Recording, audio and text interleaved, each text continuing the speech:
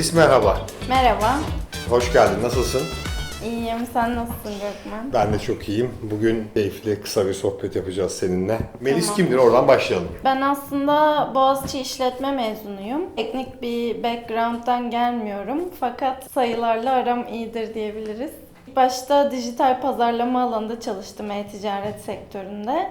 Daha sonra veri bilimine geçiş yaptım ve e-ticaret tarafında 2 yıl çalıştım. Daha sonra bir mobil oyun şirketinde yine data scientist olarak görev aldım. Şu anda da 7 aydır Bulut'tan çalışıyorum. Bulut'tan rüzgar ve güneş enerjisi üretimi tahminiyle ilgileniyorum genel olarak. Makine öğrenmesi modelleri kısmını yapıyorum. Ki Boğaziçi işletmeden başlayan, dijital pazarlamayla devam eden, daha sonrasında veri bilimine geçen yolculuk hava zekasıyla, Bulut'tan'la nasıl kesişti? Ben tabii hatırlıyorum o süreci. Sene başından başlayarak aslında o dönemde bizim geçiş sürecimizde, orayı da hatırlıyorum. Seninle tanışmamızı, devamında görüşmeleri ama senin gözünden nasıl olduğu ve bundan sonrası için yani hem Bulut'tan'ı düşünerek hem de hava zekası alanını konular seni heyecanlandırıyor. Nasıl görüyorsun? Biraz onlardan da bahsedelim isterim. Aslında Bulut'tan'la iş arama sürecinde tanıştım ve birazcık aslında impact yaratabileceğim, impact'imi görebileceğim bir şirkette yer almak istiyordum. Bunun için de startuplar aslında ideal oluyor ve Bulut'tan'la tanıştıktan sonra bir data scientist olarak business value yaratabileceğimi fark ettim ve bu beni aslında çekti.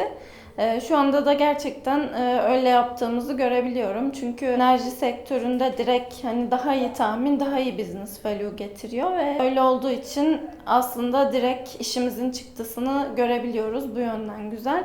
Enerji sektörü benim için çok yeniydi. Meteorolojiyle ve enerjiyle tanıştım. Bayağı bilimsel bir alanda çalışıyoruz aslında. O da heyecan verici. Daha öncesinde bu arada meteorolojiyle, hava zekasıyla herhalde ilgin vatandaş seviyesinde Evet, diye tahmin kesinlikle. ediyorum.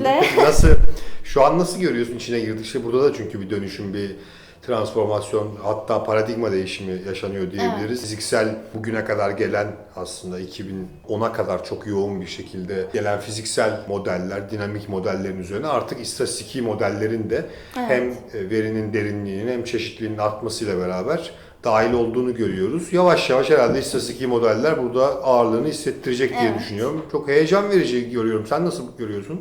Aslında birçok sektör bu değişimi yaşıyor. Hani birçok sektör yapay zekayla kendini geliştirmeye devam ediyor. Aynı şey burada da mevcut. Aynı paradigma değişimi. Bazı şirketler pure data science'la mesela benzer meteorolojik yöntemleri, meteorolojik parametreleri tahmin etmeye çalışıyorlar. Buluttan'daki güzel nokta bence meteorolojinin bilgi birikimiyle, o fiziksel modellerle yapay zekayı birleştirmesi. Bu hibrit modelin ben çok iyi çalıştığını düşünüyorum.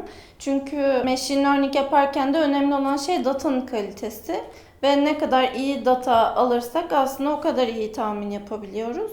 Dolayısıyla o fiziksel modellerin çıktısı da bize iyi datayı sağlıyor. Öyle olunca biz daha iyi tahmin yapabiliyoruz. Direkt 1-0 önde başlamış oluyoruz aslında. O açıdan ben burada yapay zeka ile meteorolojinin birleşmesini çok iyi buluyorum. Tabii ne kadar neural network örneğin ne kadar kuvvetli olursa olsun ancak ürettiğin meteorolojik tahminden başlayarak o kadar kuvvetlisin aslında. Meteorolojik tahmin kadar kuvvetlisin. İşte hatta teknik belki olacak biraz ama Pearson korelasyonu bakarsan rüzgar hızını bilmeden çok fazla da bir şey yapmak kolay değil.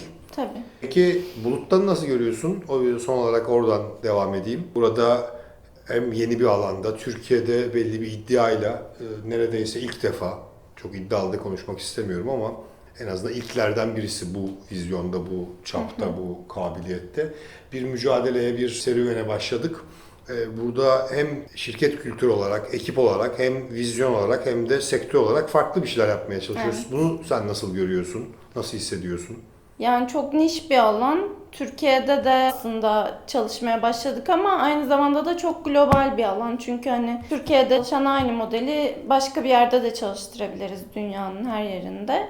Dolayısıyla bu anlamda hani çok scalable olduğunu düşünüyorum. Buluttan'ın sürecine 7 aydır tanık oldum ve hızla büyüyoruz aslında. Hem kişiler artıyor hem işte yurt dışından arkadaşlarımız katılıyor. Bir anda böyle global bir ekip olma yoluna girdik. Hem de yaptığımız şeylerin gelişmesini görebiliyorum aydan aya. Dolayısıyla böyle bir ekipte yer almak benim için heyecan verici. Böyle bir startupta yer almak güzel yani. Ben de şu an sen söyleyince bir kez daha düşündüm. Aslında Kanada'dan, Amerika'dan, Evet. İtalya'dan, Türkiye'nin farklı yerlerinden ve yakın zamanda Hindistan ve Arabistan'dan da aslında ekip üyelerini düşündüğünde bir Evet. buçuk iki senelik bir şirket için ekip toplantılarını İngilizce yapar hale gelmesi, Evet. farklı coğrafyaları, farklı kültürleri diversity inclusion kapsamına dahil etmeye çalışması ayrı bir mücadele. Umarım ondan da yüzümüzün akıyla meteoroloji kadar, makine öğrenmesi kadar başarılı çıkarız.